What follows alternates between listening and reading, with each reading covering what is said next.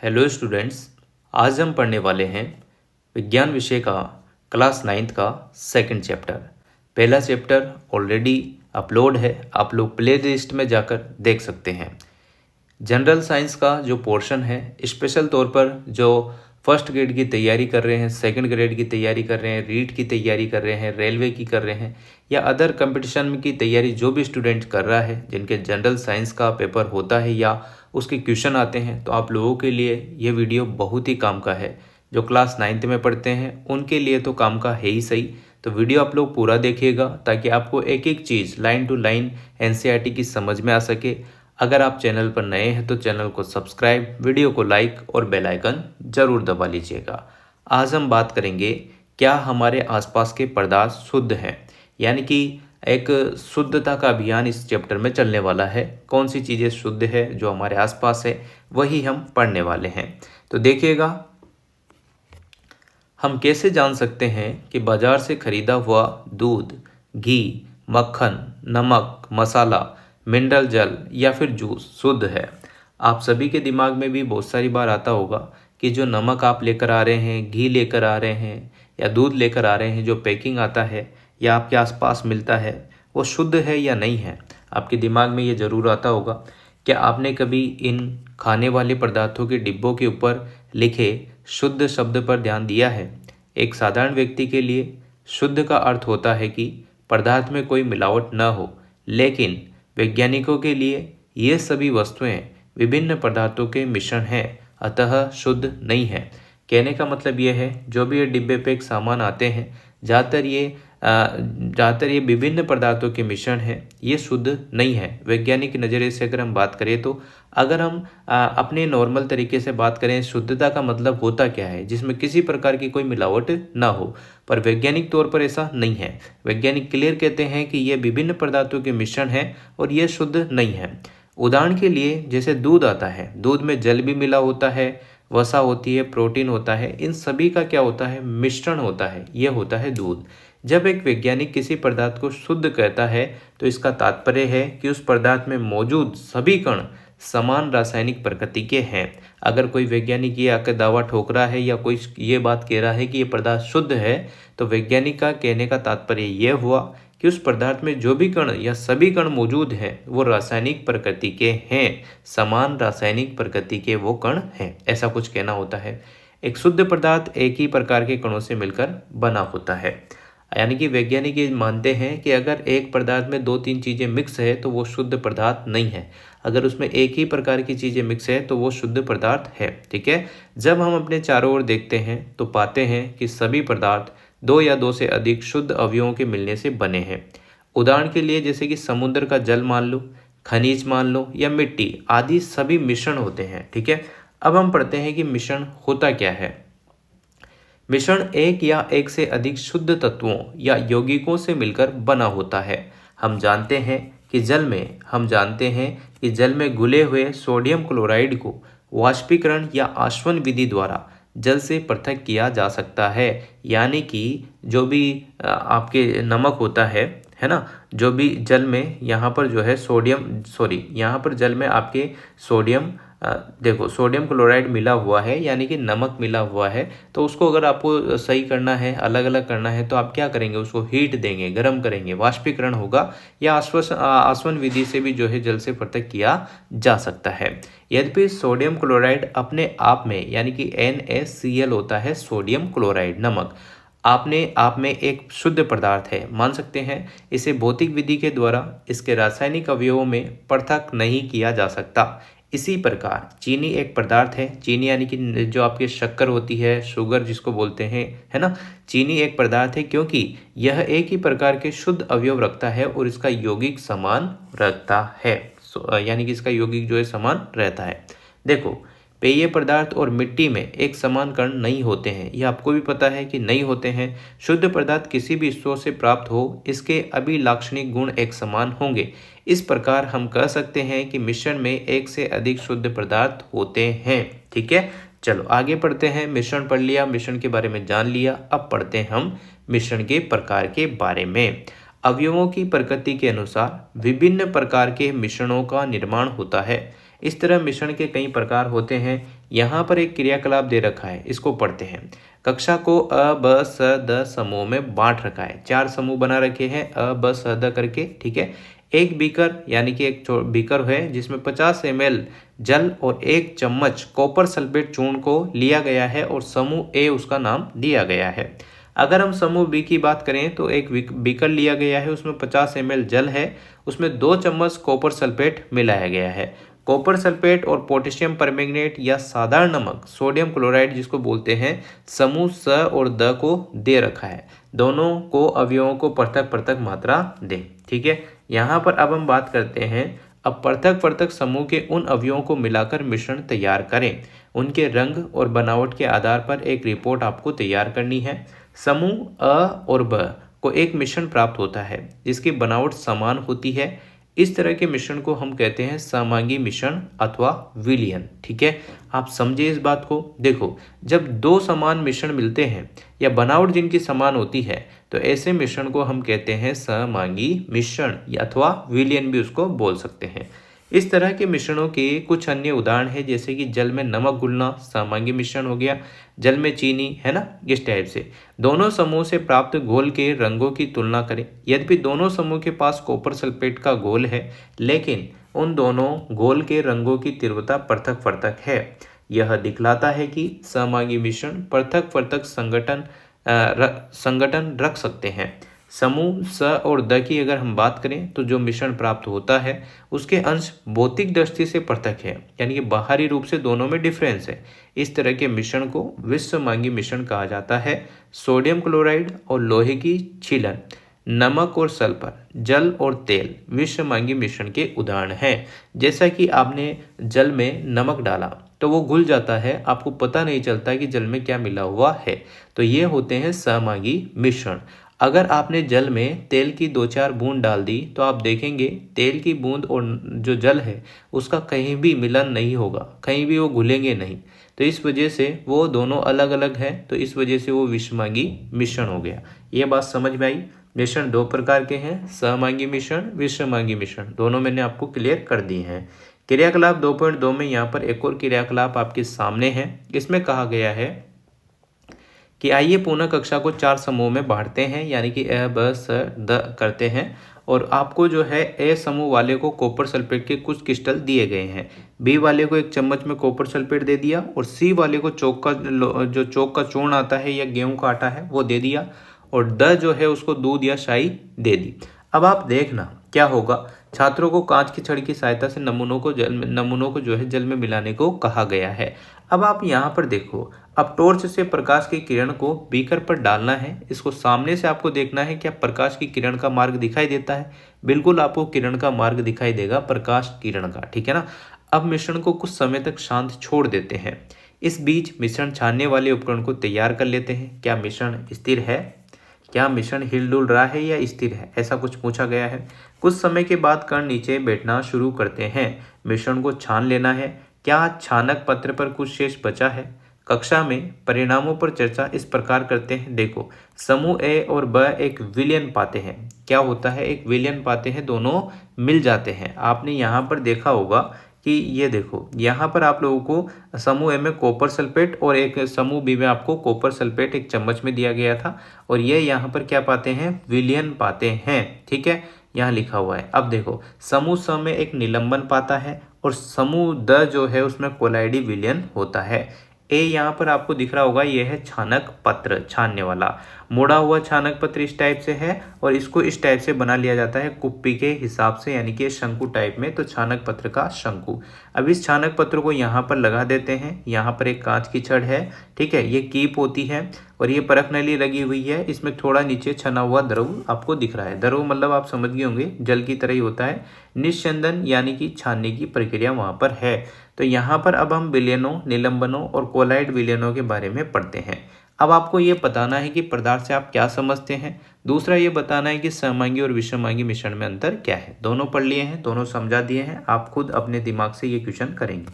अब हम पढ़ेंगे विलयन के बारे में। आखिर में विलयन होता क्या है? आप सभी को अच्छे से पता होगा, जल और नमक आपने देखा दोनों घुल जाते हैं एक दूसरे में, है ना, तो वो होता है सहमांगी मिश्रण। तो ये तो क्लियर हो चुका है कि विलयन आपका सहमांगी मिश्रण होता है। देखो, विलयन दो या दो से अधिक पदार्थों का सहमांगी मिश्रण होता है। आप प्रतिदिन बहुत प्रकार के विलयनों को देखते होंगे। नींबू जल, सोडा जल आदि विलयन के उदाहरण होते हैं, क्योंकि ये क्या होते हैं, जल में घुल जाते हैं। प्राय हम एक विलयन को ऐसे तरल पदार्थ के रूप में विचार करते हैं जिसमें ठोस, द्रव और गैस मिले हो, लेकिन प्रकृति में ठोस विलयन, मिश्र धातु, गैसीय विलयन, वायु भी होती है। एक यहाँ पर देखो, एक विलयन के कणों में सममांगिकता होती है। उदाहरण के लिए नींबू जल का स्वाद सदैव समान रहता है। यह दर्शाता है कि इस विलयन में चीनी और नमक के कण समान रूप से वितरित होते हैं। अब हम बात कर लेते हैं मिश्र धातुओं की। देखो, ये धातुओं के सममांगी मिश्रण होते हैं जिन्हें भौतिक क्रिया द्वारा अवयवों में पृथक नहीं किया जा सकता, लेकिन फिर भी मिश्र धातुओं को मिश्रण बनाना चाहता है। आपने ये दिमाग लगाया कि मिश्र धातुएं मतलब कि मिक्सिंग होगी, दो या दो से अधिक चीज़ें मिक्स हो रही है, तो ये सममांगी मिश्रण कैसे हुआ? अगर ये सममांगी मिश्रण है तो इन्हें भौतिक क्रियाओं द्वारा अवयवों में पृथक नहीं किया जा सकता। क्यों? फिर भी इनको मिश्र धातुओं यानी कि मिश्र धातुओं को मिश्रण माना जाता है। ठीक है, तो यहाँ देखो, क्योंकि ये अपने घटकों के गुणों को क्या करते हैं, दर्शाते हैं, और यही कारण है कि इन्हें मिश्रण माना जाता है। पृथक पृथक संगठन रखते हैं। उदाहरण के लिए जैसे पीतल है, जिंक है, लगभग 30% होती है। कॉपर यहाँ पर लगभग 70% का मिश्रण होता है। ठीक है ना। अब देखो आगे पढ़ते हैं। किसी विलयन को दो भागों विलायक और विलयन में बांटा गया है। देखो, यहाँ पर विलयन नहीं है, विलय है। विलायक जो ज़्यादा मात्रा में है, विलय जो कम मात्रा में है। विलयन जो पूरा मिक्सिंग हो जाता है वो विलयन होता है। तीनों पार्ट समझ में आया आपको? ठीक है, देखो, किसी विलयन को दो भागों विलायक और विलय में बांटा जाता है। विलयन का वह घटक जिसकी मात्रा दूसरे से अधिक होती है, जो दूसरे घटक को विलयन में मिलाता है, उसे कहते हैं हम विलायक। ठीक है, जिसकी मात्रा ज़्यादा वो विलायक। विलयन का वह घटक प्राय कम मात्रा में होता है, जो कि विलायक में घुला हुआ होता है, उसे हम कहते हैं विलय। समझ गए आप लोग? आगे उदाहरण भी आ रहा है, उसको समझते हैं। उदाहरण के लिए यहाँ देखो, चीनी और जल का, चीनी मतलब कि जो शक्कर है आपके घर में उसकी बात की जा रही है, और जल है उसका विलयन एक तरल घोल में ठोस का उदाहरण है। इसमें चीनी विलय है और जल विलायक है। अब आप देखना, जल और चीनी आप 10-12 चम्मच डालेंगे क्या? नहीं ना। एक गिलास में आप 1 चम्मच चीनी डालेंगे, है ना, 2 डाल देंगे। ऐसा तो है नहीं कि जितना गिलास में पानी है उसके बराबर आप चीनी डालेंगे, ऐसा बिल्कुल नहीं है। जल की मात्रा ज़्यादा रहेगी क्योंकि जल पूरे गिलास में है, और शक्कर आप जो डाल रहे हैं, शुगर या चीनी, वो 1 चम्मच ही डालेंगे, तो उसकी मात्रा कम रहेगी। जिसकी मात्रा कम है वो विलय है, और जिसकी मात्रा ज़्यादा है वो विलायक है, और दोनों का जो मिश्रण बना है वो विलयन है। समझ में आ गया? चलो, आयोडीन और एल्कोहल का विलयन, जिसे टिक्चर आयोडीन के नाम से भी जाना जाता है, इसमें आयोडीन विलय है। आयोडीन की मात्रा कम है और एल्कोहल की मात्रा ज़्यादा है। जिसकी मात्रा ज़्यादा वो विलायक, जिसकी मात्रा कम वो विलय। अब देखो, वातयुक्त पेय जैसे सोडा जल, कोक इत्यादि तरल विलयन में गैस के रूप में होते हैं। इसमें कार्बन डाइऑक्साइड गैस विलय है, यानी कि कम मात्रा में है, और जल यहाँ ज़्यादा मात्रा में मतलब कि विलायक है। ठीक है, अब आगे बढ़ते हैं। वायु गैस में गैस का विलयन है। यह मुख्यतः दो घटकों ऑक्सीजन 21% और नाइट्रोजन 78% का सममांगी मिश्रण है। यहाँ पर लिखा हुआ है नाइट्रोजन को वायु का विलायक कहा जाता है। वायु में दूसरी गैसें बहुत कम मात्रा में उपलब्ध होती है, और यहाँ पर जो है नाइट्रोजन अधिक मात्रा में उपलब्ध होती है। अगली बात करते हैं विलयन के गुणों की, कि आखिर में इनके गुण क्या होते हैं। आपने पढ़ा होगा विलयन सममांगी होते हैं। पहली बात तो क्लियर है, विलयन एक सममांगी मिश्रण है। दूसरी बात देखो, विलयन के कण व्यास में 1 नैनोमीटर यानी कि 10⁻⁹ मीटर से भी छोटे होते हैं, इसलिए वे आंखों से नहीं देखे जा सकते। इन्हें माइक्रोस्कोप की सहायता से देखा जाता है। ठीक है, अपने छोटे आकार के कारण विलयन के कण गुजर रही प्रकाश की किरण को फैलाते नहीं है, इसलिए विलयन में प्रकाश का मार्ग दिखाई नहीं देता है। छानने की विधि द्वारा विलय के कणों को विलयन में से पृथक नहीं किया जा सकता। विलयन को शांत छोड़ देने पर भी विलय के कण नीचे नहीं बैठते हैं, अर्थात विलयन स्थायी होता है। ठीक है ना। अब हम बात करते हैं विलयन की सांद्रता के बारे में। आखिर में सांद्रता होती क्या है ना, कैसे क्या होता है, तनु, सांद्र, संतृप्त गोल होते क्या हैं, उनके बारे में पढ़ेंगे। देखो, विलयन की सांद्रता क्रियाकलाप 2.2 में हमने देखा, समूह अ और ब के पास एक ही पदार्थ के विभिन्न आभाओं के रंगों के विलयन हैं। हम लोग जानते हैं कि विलयन में पृथक पृथक मात्रा में विलायक और विलेय पदार्थ होते हैं। विलयन में मौजूद विलेय पदार्थ की मात्रा के आधार पर इसे तनु, सांद्र और संतृप्त घोल कहा जा सकता है। तनु और सांद्र जो है तुलनात्मक शब्द होते हैं, है ना, इनकी तुलना की जा सकती है। तनु और सांद्र यानी कि पतला और गाढ़ा, ठीक है। क्रियाकलाप 2.2 में समूह अ द्वारा प्राप्त विलयन समूह बी की तुलना में तनु है। यहाँ पर ऐसा कहा गया है कि पहले की तुलना में दूसरा घोल जो है तनु माध्यम में है, ठीक है। आगे हम बात करते हैं, क्रियाकलाप के माध्यम से आपको समझाते हैं। दो पृथक पृथक बीकरों में 50 ml जल आपको लेना है। एक बीकर में नमक और दूसरे में चीनी अथवा बेरियम क्लोराइड मिलाकर अच्छी तरह मिला लेना है। जब विलेय पदार्थ और अधिक न घुले तब 5 डिग्री सेंटीग्रेड ताप बढ़ाने के लिए बीकर को गर्म करें। विलेय पदार्थ को पुनः मिलाना शुरू करें। अब देखो, क्या किसी दिए गए ताप पर चीनी, नमक अथवा बेरियम क्लोराइड की जल में घोली गई मात्राएं बराबर है? यहाँ पर ये क्वेश्चन आपके सामने है, क्या ये सभी बराबर हैं? देखो, किसी निश्चित तापमान पर उतना ही विलेय पदार्थ घुल सकता है जितनी की विलयन की क्षमता होती है। मान लो आप 10 लीटर की कोई बाल्टी लेकर आते हैं, ठीक है। अब उसमें 10 लीटर ही जल माएगा, उससे ज़्यादा तो नहीं मा सकता, है ना। तो जितनी आवश्यकता है, जितना तापमान है, उतने पर ही विलेय पदार्थ घुल सकता है, अन्यथा नहीं। किसी निश्चित तापमान पर उतना ही विलेय पदार्थ घुल सकता है जितने की विलयन की क्षमता होती है। अगर हम दूसरे शब्दों में बात करें तो दिए गए निश्चित तापमान पर यदि विलयन में विलेय पदार्थ नहीं घुलता है तो उसे संतृप्त विलयन कहते हैं। विलेय पदार्थ की वह मात्रा जो इस ताप पर संतृप्त विलयन में उपस्थित है उसकी घुलनशीलता कहलाती है। यदि एक विलयन में विलेय पदार्थ की मात्रा संतृप्तता से कम है तो इसे असंतृप्त विलयन कहा जाता है, ठीक है ना। यदि एक विलयन में विलेय पदार्थ की मात्रा संतृप्तता से कम है तो इसे कहते हैं असंतृप्त विलयन। यदि विलयन में विलेय पदार्थ की सांद्रता संतृप्त स्तर से कम हो तो उसे कहते हैं असंतृप्त विलयन, ठीक है ना। विलयन में विलेय पदार्थ की जो विलेय पदार्थ कम मात्रा में होता है उसकी सांद्रता संतृप्त स्तर से अगर कम पाई जाती है तो वो असंतृप्त विलयन होगा, अधिक पाई जाती है तो संतृप्त विलयन होगा। यदि आप किसी विशिष्ट ताप पर एक संतृप्त विलयन लें और उसे धीरे धीरे ठंडा करें तो क्या होगा? उपरोक्त किए गए क्रियाकलाप से हम कह सकते हैं कि दिए हुए एक निश्चित तापमान पर पृथक पृथक पदार्थों की विलयन क्षमता भिन्न होती है। विलायक की मात्रा, यानी कि विलायक की मात्रा का मतलब ये हुआ जो ज़्यादा मात्रा में है। द्रव्यमान अथवा आयतन में घुले हुए विलेय पदार्थ की मात्रा को विलयन की सांद्रता कहते हैं, ठीक है। विलायक की मात्रा में घुले हुए विलेय पदार्थ की मात्रा को विलयन की सांद्रता कहते हैं। विलयन की सांद्रता को दर्शाने की बहुत सी विधियां हैं, लेकिन हम यहाँ सिर्फ 3 विधियों के बारे में चर्चा करेंगे।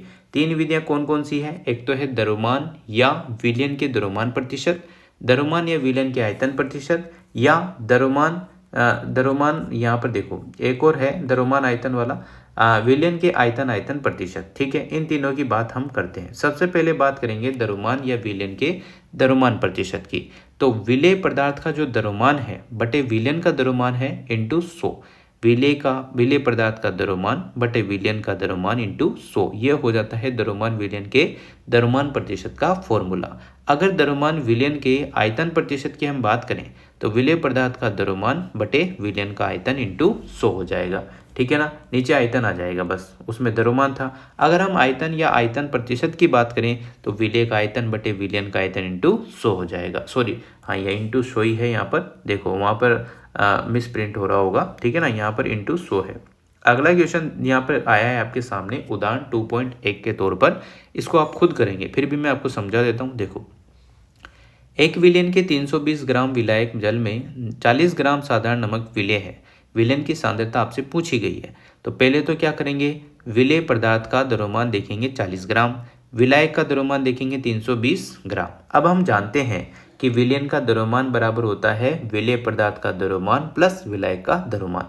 40 और 320 जोड़ते ही 360 हो जाएंगे। अब आपको पता है विलयन का जो द्रव्यमान प्रतिशत का फॉर्मूला था वो विलेय पदार्थ का द्रव्यमान बटे विलयन का द्रव्यमान इंटू 100 था। तो यहाँ पर विलेय पदार्थ का द्रव्यमान कितना है? 40 है, ठीक है ना। यहाँ लिखा हुआ है 40 बटे 320 इंटू 100 कर देंगे, आंसर आ जाएगा आपका 11.1, ठीक है। अब हम पढ़ेंगे विलयन के बाद निलंबन क्या है, निलंबन के बारे में जान लेते हैं। देखो, क्रियाकलाप 2.2 में समूह स के द्वारा पाया गया कि विषयमांगी घोल जो ठोस द्रव में परिक्षेपित हो जाता है निलंबन कहलाता है। कहने का मतलब यह है कि जो समान चीज़ें नहीं है, जो घुल नहीं रही है, विषयमांगी जो घोल है उसमें ठोस द्रव में परिक्षेपित हो जाता है, यानी कि जो ठोस है वो द्रव में बदल गया, उसको कहते हैं निलंबन। और निलंबन एक विषयमांगी मिश्रण होता है। अगर आपसे पूछ लिया जाए कि निम्न में से विलयन जो है कौन सा मिश्रण होता है, तो आप बोलेंगे समांगी मिश्रण। आपसे पूछ लिया जाए निलंबन कौन सा मिश्रण है, तो विषयमांगी मिश्रण। निलंबन एक विषयमांगी मिश्रण है जिसमें विलेय पदार्थ कण घुलते नहीं हैं बल्कि माध्यम की समष्टि में निलंबित रहते हैं। यह निलंबित कण आंखों से देखे जा सकते हैं। सीधी सी बात है, आगे बढ़ते हैं। निलंबन के गुणों के बारे में भी हम चर्चा कर लेते हैं। देखो, यह एक विषयमांगी मिश्रण है, यह तो आपको पता चल ही गया है। अगर विलयन पूछ लिया जाता तो वो समांगी मिश्रण होता। अब यह निलंबन है तो इसका मतलब यह विषयमांगी मिश्रण है। ठीक है, यह कण आंखों से देखे जा सकते हैं, बिल्कुल छनेंगे तो देखे जा सकते हैं। यह निलंबित कण प्रकाश की किरणों को क्या करते हैं, फैला देते हैं, जिससे उनका मार्ग जो है दृष्टिगोचर हो जाता है। जब इसे शांत छोड़ देते हैं तब ये कण नीचे की ओर बैठ जाते हैं और निलंबन जो है अस्थायी हो जाता है। छानन विधि द्वारा इन कणों को मिश्रण से पृथक किया जा सकता है। जब सभी कण नीचे बैठ जाते हैं तो निलंबन समाप्त हो जाता है और विलयन में प्रकाश की किरण का परिकिरण रुक जाता है। ठीक है, अब निलंबन भी अपन ने पढ़ लिया। अब आता है कोलाइड। कोलाइड होता क्या है, कोलाइडल विलयन होता क्या है, उसके बारे में पढ़ते हैं। देखो, सीधा सा है। क्रियाकलाप 2.2 में समूह द के द्वारा प्राप्त मिश्रण को कोलाइड या कोलाइडल विलयन कहा जाता है। कोलाइड के कण विलयन में समान रूप से फैले होते हैं। निलंबन की अपेक्षा कणों का आकार छोटा होने के कारण यह मिश्रण समांगी प्रतीत होता है, लेकिन वास्तवता में जो है यह विलयन भी विषमांगी मिश्रण है। जैसे आप दूध को देखेंगे तो दूध में जल भी है और दूध भी है, बहुत सारी चीजें हैं। ठीक है, तो ये विषमांगी मिश्रण यहाँ पर हो जाएगा। कोलाइडी कणों के छोटे आकार के कारण हम इन्हें आंख से नहीं देख पाते हैं। जैसे दूध में कोई भी कण है या कोई भी कीड़े मकोड़े चल रहे हैं तो आप आंखों से नहीं देख सकते, उसके लिए थोड़ा बारीकी से देखना होता है। लेकिन ये कण प्रकाश की किरणों को आसानी से फैला देते हैं, जैसा कि हमने क्रियाकलाप 2.2 में देखा। प्रकाश की किरण का फैलना, अगर कोई भी प्रकाश की किरण फैल रही है तो उसे कहेंगे टिंडल प्रभाव, टिंडल इफेक्ट कहा जाता है। टिंडल नामक वैज्ञानिक ने इसकी खोज की। नाम से ही पता चल रहा है कि टिंडल प्रभाव मतलब टिंडल ने खोज की। एक कमरे में छोटे छिद्र के द्वारा जब प्रकाश की किरण आती है तब वहां पर हम टिंडल प्रभाव को देख सकते हैं। ये देखो, इस टाइप से टॉर्च है। यहाँ पर पहला कॉपर सल्फेट का विलयन दिया गया है जिस पर आपके टिंडल प्रभाव नहीं लगता है, पर दूध और पानी पर यहाँ पर टिंडल प्रभाव लग रहा है क्योंकि प्रकाश का मार्ग दृष्टिगोचर हो रहा है। यह कमरे में मौजूद धूल और कार्बन के कणों के द्वारा प्रकाश के फैलने के कारण होता है। जब एक घने जंगल के आच्छादन से सूर्य की किरण गुजरती है वहां हम टिंडल प्रभाव को देख सकते हैं। ठीक है ना, आप कहीं भी जंगल में जाते हैं, आपको जब भी धूप आती है घने पेड़ों के बीच में तो आपको टिंडल प्रभाव का आभास हो जाएगा, धूल के कणों का, है ना, प्रकाश में गति करते हुए ये चीजें, वहां हम टिंडल प्रभाव को देख सकते हैं। जंगल के कोहरे में छोटे छोटे जल के कण होते हैं जो कि कोलाइडी कणों के समान व्यवहार दर्शाते हैं। यहाँ पर जो मोस्ट इंपोर्टेंट काम की चीजें हैं वो इसी डिब्बे में है, ध्यान से आप लोग सुनेंगे। आरपीएससी का एग्जाम हो या कोई सा भी एग्जाम हो, ज्यादातर में यहीं से क्वेश्चन पुटअप होते हैं। ठीक है, देखो, कोलाइड के समान उदाहरण, परिक्षिप्त अवस्था, परिक्षेपण माध्यम, प्रकार और उदाहरण। जैसे कि अगर हम बात करें द्रव की, है ना, द्रव की बात की जाए तो प्रक्षेपित अवस्था प्रावस्था वो होती है जो कम मात्रा में होती है। प्रक्षेपण माध्यम, आपको पता चल रहा है कि पूरा ही माध्यम है तो इसकी मात्रा ज़्यादा होती है। अगर द्रव और गैस हो, प्रक्षेपण प्रावस्था द्रव हो और प्रक्षेपण माध्यम गैस हो तो उसको कहते हैं एरोसोल प्रकार, जो कि कोहरे में आप देख सकते हैं। कोहरे में आप लोग देखते होंगे पानी की बूंदें कम मात्रा में होती है पर गैस और जो धुआं है वो ज़्यादा मात्रा में होती है। तो यहाँ कोहरा हो सकता है, बादल हो सकता है और कुहासा इसके उदाहरण है। ठीक है, याद रखेंगे। अगर हम प्रक्षेपित प्रावस्था ठोस रखते हैं और प्रक्षेपण माध्यम गैस रखते हैं तो यह भी एरोसोल का ही प्रकार है, जैसे कि धुआं, स्वचालित वाहन का निथार। ठीक है, अब आगे देखो, प्रक्षेपित प्रावस्था अगर गैस रखी जाती है, प्रेक्षण माध्यम द्रव रखा जाता है तो इसका प्रकार होगा फोम। ठीक है, जैसे कि सेविंग क्रीम जो है आपने देखी होगी, उसमें गैस और द्रव, गैस कम मात्रा में है, द्रव ज़्यादा मात्रा में, इस टाइप से वो फोम के रूप में होती है, तो सेविंग क्रीम इसका उदाहरण हो जाएगी।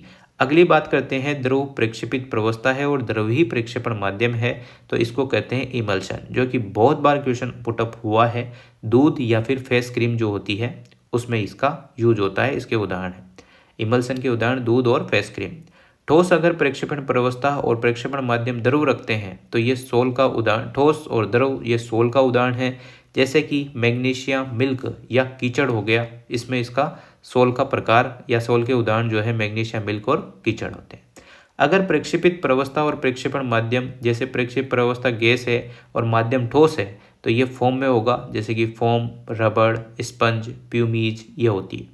अगर प्रक्षेपित प्रवस्था द्रव है और माध्यम ठोस है तो ये जेल फॉर्म में होगी। जेली, पनीर और मक्खन इसके उदाहरण हो चुके हैं। ठीक है।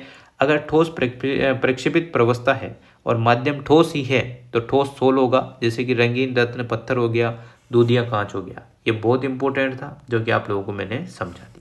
अब हम कोलाइड के प्रकार पढ़ लेते हैं। ये होता है टिंडल प्रभाव, यानी कि चारों तरफ आपको अंधेरा दिख रहा हो, एकदम से सूरज की किरणें आती है और उसका प्रकाश इस टाइप से आपको देखने को मिलता है। आप ऐसा भी कर सकते हैं टिंडल प्रभाव के लिए, एक खाली प्लास्टिक का या थर्माकोल का डब्बा आप लोग लेंगे, उसमें थोड़ा सा छेद करेंगे, जैसे ही सूरज की किरणें आती है तो आप लोग उसको देखेंगे तो आपको लगेगा उस पूरे कमरे में प्रकाश अलग ही दिखता है, तो वो होता है एक टिंडल प्रभाव। ठीक है। अब हम बात करते हैं कोलाइड के गुणधर्म के बारे में। जैसा कि हमने पढ़ा, विलयन यहाँ पर समांगी मिश्रण था। बार बार इसलिए रिवाइज करा रहा हूँ ताकि ये चीज़ें ऐसी जो आपके एग्जाम में आ सकती है। विलयन जो है समांगी मिश्रण था। विलयन के बाद निलंबन पढ़ा जो कि विषमांगी मिश्रण था। विलयन के बाद हमने कोलाइड पढ़ा, मतलब कोलाइड पढ़ा, जो कि आपको रियल में तो समांगी है पर वो वास्तविक तौर पर जो है ऐसे तो समांगी है पर वास्तविक तौर पर वो क्या है, विषमांगी मिश्रण है। तो कहा जाएगा ये एक विषमांगी मिश्रण है। कोलाइड के कणों का आकार इतना छोटा होता है कि ये पृथक रूप से आंखों से नहीं देखे जा सकते। ये इतने बड़े होते हैं कि प्रकाश की किरण को फैलाते हैं और इनके मार्ग को दृश्य बनाते हैं, यानी कि देखने योग्य बनाते हैं। जब इनको शांत छोड़ दिया जाता है तब ये कण तल में बैठते हैं और स्थायी होते हैं। ये छानन विधि द्वारा मिश्रण से पृथक नहीं किए जा सकते, किंतु एक विशेष विधि अपकेंद्रीकरण तकनीक द्वारा पृथक किए जा सकते हैं। याद रखना, कोलाइडी कण जो छानन विधि से तो पृथक नहीं होते हैं, पर एक विशेष विधि है, उसका नाम है अपकेंद्रीकरण तकनीक या अपकेंद्रीकरण मेथड या विधि। ठीक है, उससे अलग कर सकते हैं। देखो, कोलाइड विलयन जो है प्रक्षेपित प्रवस्था और प्रक्षेपण माध्यम से बनता है। विलेय पदार्थ की तरह का घटक या प्रक्षेपण कण जो कोलाइडल रूप में रहता है उसे प्रक्षेपित प्रवस्था कहते हैं, तथा वह घटक जिसमें प्रक्षेपित प्रवस्था निलंबित रहता है उसे प्रक्षेपण माध्यम कहते हैं। कोलाइडल को प्रक्षेपण माध्यम, ठोस, द्रव, गैस की अवस्था और प्रक्षेपित प्रवस्था के अनुसार वर्गीकृत किया जाता है। सारणी 2.1 में कुछ उदाहरण यहाँ पर दिए गए हैं। यहाँ पर कुछ क्वेश्चन भी आपके सामने हैं, जैसे कि समांगी मिश्रण, विषमांगी मिश्रण में आपको अंतर बताने हैं। निलंबन, विलयन, कोलाइडल एक दूसरे से किस प्रकार से भिन्न है, ये भी बताया। एक क्वेश्चन दे रखा है, सांद्रता इसकी आपको ज्ञात करनी है। अब हम बात कर लेते हैं भौतिक और रासायनिक गुणों के बारे में। पिछले अध्याय में हमने पदार्थ के भौतिक गुणों के बारे में अध्ययन किया। भौतिक मतलब कि बाहरी तौर पर। अब हम रासायनिक तौर पर और भौतिक तौर पर दोनों देखते हैं। देखो, ऐसे गुण जिनका हम अवलोकन और वर्णन कर सकते हैं, जैसे कि उसका रंग कैसा है, कठोरता कैसी है, दृढ़ता कैसी है, मजबूती जो ही, बहाव कैसा है, उसमें घनत्व कैसा है, द्रव्यमान कैसा है, क्वथनांक कैसा है, ये सब गुण जो बाहरी तौर पर हम देख पाते हैं वो होते हैं भौतिक गुण। अवस्थाओं का अंतर रूपांतरण एक भौतिक गुण होता है। याद रखना, डायरेक्ट क्वेश्चन बन जाता है कि भौतिक परिवर्तन का उदाहरण निम्न में से कौन सा है, तो अवस्थाओं का अंतर रूपांतरण उस ऑप्शन में होगा तो वो टिक हो जाएगा, क्योंकि ये परिवर्तन पदार्थ के संगठन में बिना परिवर्तन किए होते हैं और उनकी रासायनिक प्रकृति में भी कोई परिवर्तन नहीं होता है। यद्यपि बर्फ, जल और वाष्प अलग अलग दिखते हैं पर यह भिन्न भिन्न भौतिक गुणों को दर्शाते हैं, लेकिन ये रासायनिक रूप से समान होते हैं। याद रखेंगे। अगला, जल तथा खाना पकाने वाले तेल दोनों द्रव हैं, लेकिन इनके रासायनिक गुणधर्म भिन्न हैं। इनकी गंध और ज्वलनशीलता में भी अंतर है। हम जानते हैं कि तेल हवा में जलता है, जबकि जल आग को बुझाता है। तेल का एक रासायनिक गुण जल से इसलिए अलग करता है, जलना एक रासायनिक परिवर्तन है। जलने की प्रक्रिया में एक पदार्थ दूसरे से क्रिया करके अपने रासायनिक संगठन में परिवर्तन लाता है। रासायनिक परिवर्तन पदार्थ के रासायनिक गुणधर्मों में परिवर्तन लाता है तथा हम नया पदार्थ पाते हैं। रासायनिक परिवर्तन को रासायनिक प्रतिक्रिया भी कहा जाता है। याद रखेंगे, नॉर्मल सा है। अगर देखो, मोमबत्ती के जलने की प्रक्रिया में भौतिक और रासायनिक दोनों परिवर्तन होते हैं। अगर कोई उदाहरण आ जाए कि एक ऐसा उदाहरण बताओ, निम्न में से एक ऐसा उदाहरण बताओ जो भौतिक और रासायनिक दोनों परिवर्तन दर्शाता है। ऑप्शन आ जाता है आग का जलना, दूसरा आ जाता है पेड़ का जलना, तीसरा आ जाता है मोमबत्ती का जलना, चौथा आ जाता है इनमें से कोई नहीं। तो मोमबत्ती का जलना भौतिक और रासायनिक दोनों परिवर्तन यहाँ पर दर्शाता है। फिर वापस से ये उदाहरण आता है, भौतिक परिवर्तन आपको छांटने हैं, पेड़ों को काटना, मक्खन का, इस टाइप से ये खुद आप करेंगे। ठीक है, दूसरा क्वेश्चन भी आप खुद ही करेंगे। अब हम बात कर लेते हैं कि शुद्ध पदार्थों के क्या प्रकार होते हैं, कितने होते हैं। देखो, पदार्थों को उनको रासायनिक संगठन के आधार पर तत्व और यौगिकों में वर्गीकृत किया गया है या किया जा सकता है। पहला अगर हम बात करें तो तत्व है, फिर यौगिक है, फिर मिश्रण है, इस टाइप से होंगे, वो आपको आगे पढ़ा दिए जाएंगे। पहले हम तत्व की बात कर लेते हैं। देखो, रोबोट बॉयल, याद रखेंगे, रोबोट बॉयल, किसी भी चीज़ को उबालना, यानी कि रोबोट बॉयल नाम याद करना है तो तत्व को उबालना, ये याद रख लो, रोबोट बॉयल हो जाएगा। पहले वैज्ञानिक थे जिन्होंने 1661 में सर्वप्रथम तत्व शब्द का प्रयोग किया।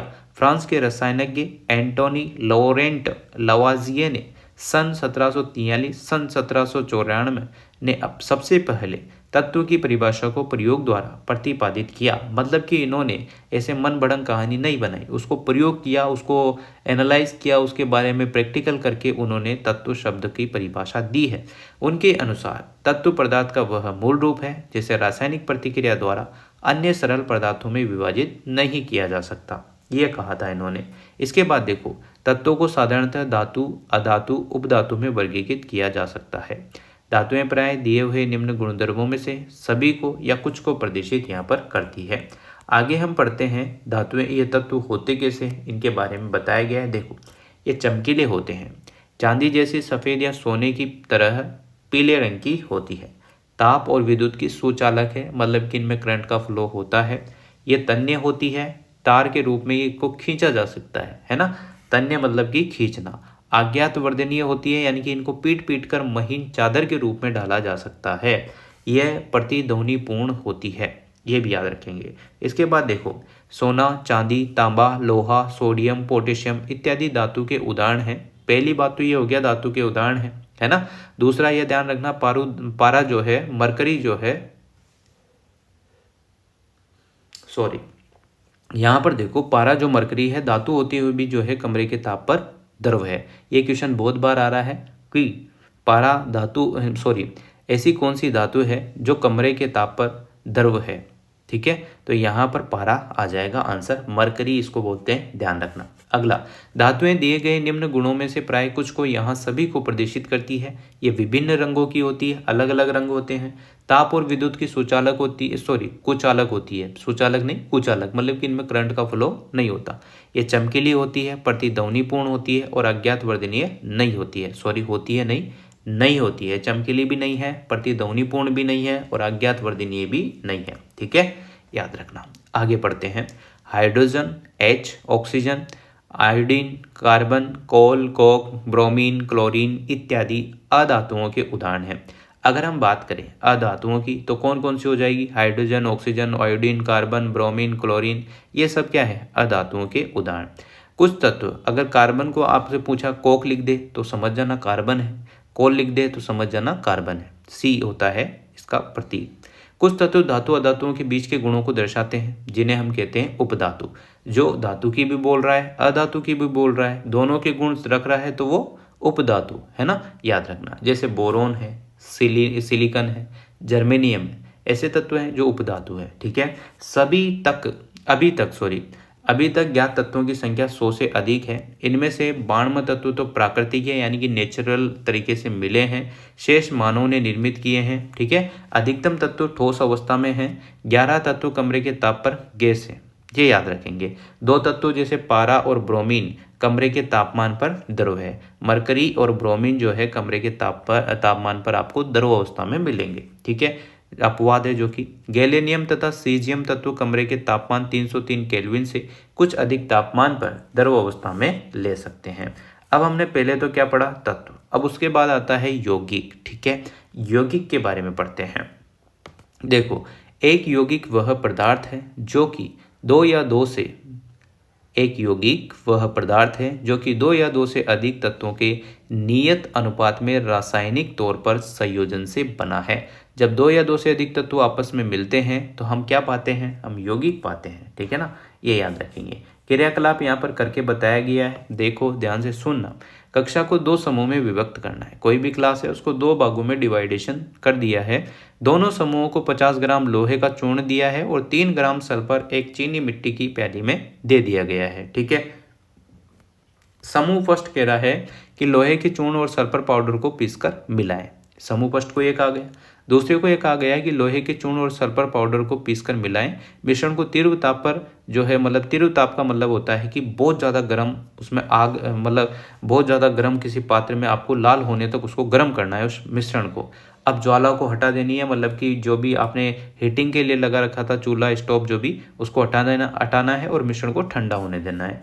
अब समूह और फर्स्ट और सेकेंड प्राप्त सामग्री में चुंबकीय गुण की जांच करनी है कि इनमें चुंबकीय गुण है या नहीं। सामग्री के निकट एक चुंबक को लाना है, जांच करें कि सामग्री चुंबक की ओर आकर्षित होती है या नहीं। दोनों समूह द्वारा प्राप्त सामग्री के रंग और बनावट की तुलना आपको करनी है, आपको चेंज देखने को मिल जाएगा। प्राप्त सामग्री के एक भाग में कार्बन डाइऑक्साइड मिलानी है, मिश्रण अच्छी तरह से मिलाएं और छान लें। प्राप्त पदार्थ के दूसरे भाग में आपको तनु सल्फ्यूरिक अम्ल यानी कि H2SO4 और तनु हाइड्रोक्लोरिक अम्ल यानी कि HCl को मिलाना है। इस क्रियाकलाप के लिए अध्यापक का जो निर्देशन है वो आवश्यक है, मतलब कोई भी अध्यापक या टीचर आपके पास हो तभी आप लोगों को ये करना है, उनके निर्देश में ये करना होगा। ऐसे खुद ही मत कर लेना, क्योंकि ये केमिस्ट्री है। केमिस्ट्री में भी केमिकल आप लोग समझ रहे हैं, कोई सा केमिकल कभी घातक आपके लिए सिद्ध हो सकता है अगर आपको उसकी जानकारी नहीं है तो लेबोरेटरी में अगर आप जाते हैं या कहीं भी आप ऐसी जगह जाते हैं जहाँ पर केमिकल प्रोडक्ट रखे हो तो बिना छेड़छाड़ किए आप वहाँ से सेफ निकल जाओ।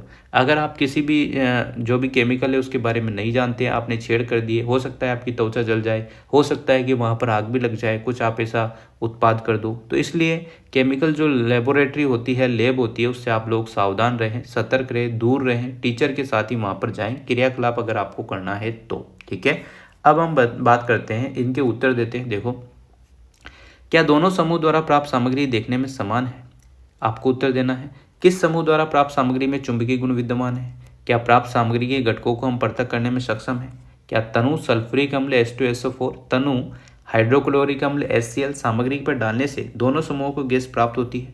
क्या दोनों स्थितियों में प्राप्त गैस की गंध समान है, क्या अलग अलग? देखो, अब हम बात कर लेते हैं क्या है क्या नहीं।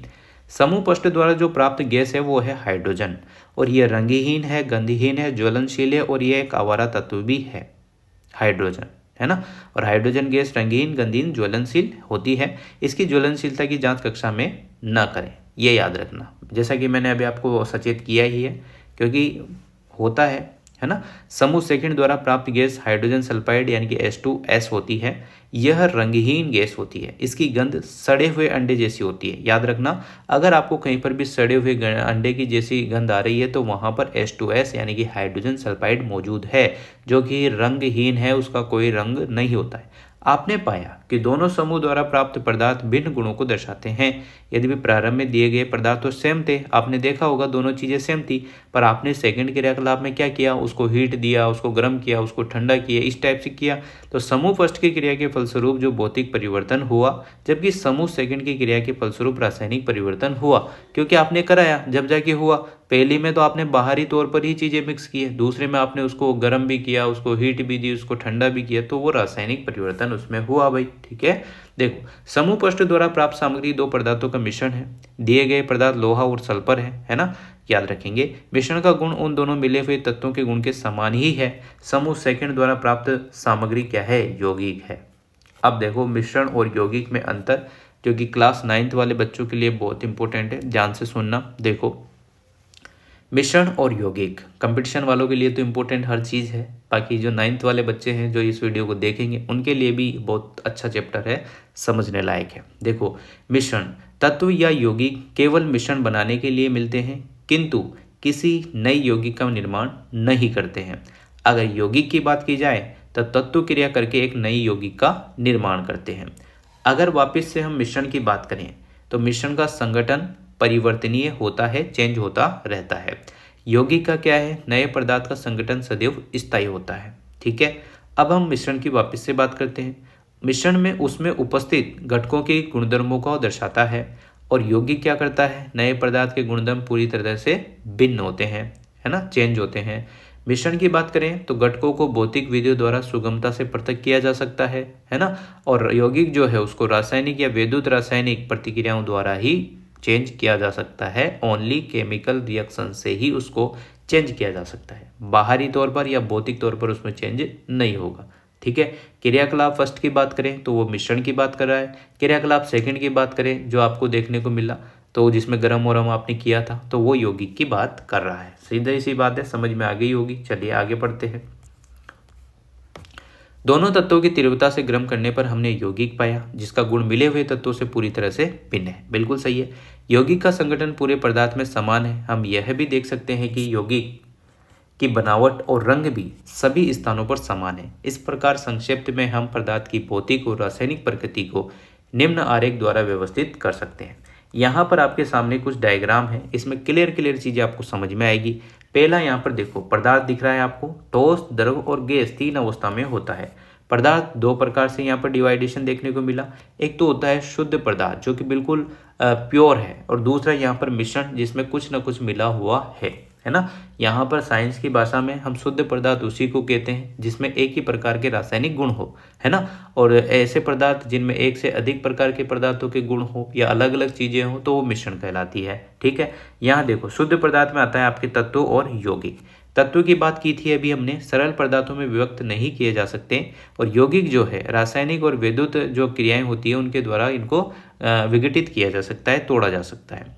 अगर तत्व में उदाहरण की बात करें तो कॉपर, ऑक्सीजन, लोहा, हाइड्रोजन और पारा इसके उदाहरण हैं।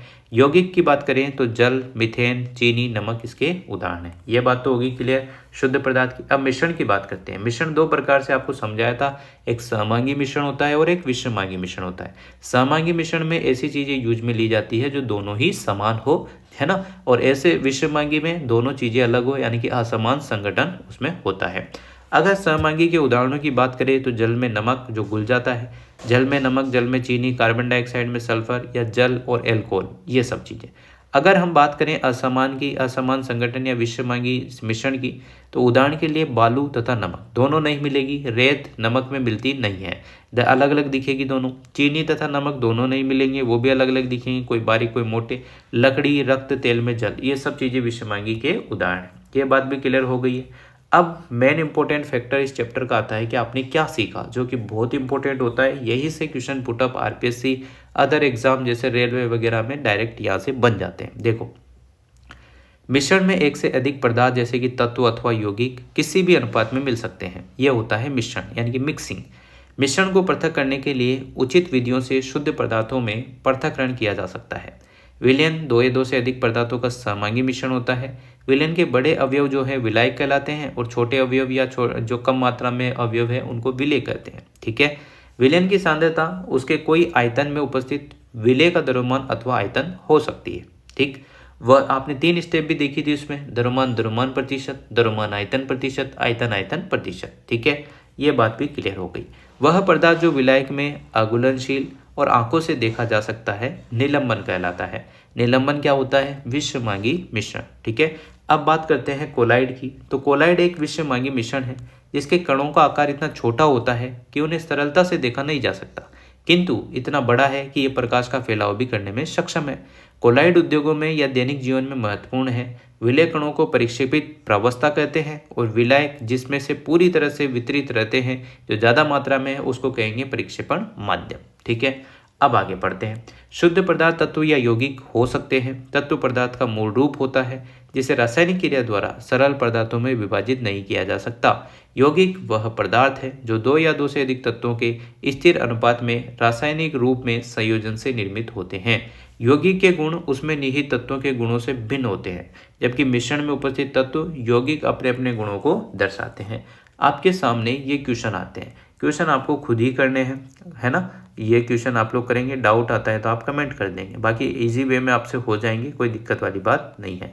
तो इस प्रकार से पूरा चैप्टर जो सेकंड चैप्टर है क्लास 9th का आरपीएससी के फर्स्ट ग्रेड के जनरल साइंस के सिलेबस के हिसाब से बहुत इंपॉर्टेंट है, और रेलवे के एग्ज़ाम में तो जनरल साइंस आती ही आती है। बाकी और भी जो भी एग्ज़ाम है जिनमें जनरल साइंस आती है उन बच्चों के लिए और क्लास 9th के बच्चों के लिए बहुत ही इम्पोर्टेंट थी ये वीडियो। और लाइन टू लाइन चीज़ें समझाने की कोशिश की है, पढ़ाने की कोशिश की है। उम्मीद करता हूँ आपको वीडियो अच्छी लगी होगी। वीडियो अगर अच्छी लगी हो तो like, comment, share and subscribe ज़्यादा से ज़्यादा आप लोग शेयर कीजिएगा, ताकि और भी स्टूडेंट जुड़े और भी मोटिवेशन मिले और भी अच्छी अच्छी बातें आप लोगों के साथ शेयर कर सकूँ। Once again thank you so much.